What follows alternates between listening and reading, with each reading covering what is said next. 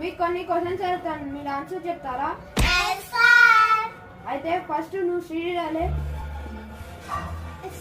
నీ కాడ ప్లేట్ పూరీలు ఉన్నాయి.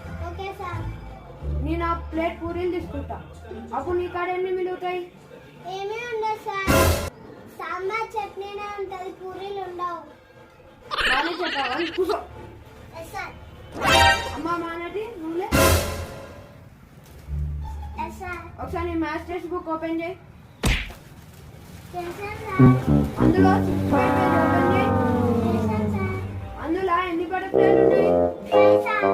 ఆ 5 బటర్ఫ్లై నుంచి ఒకటి పోతే ఎన్ని మిగులుతాయి?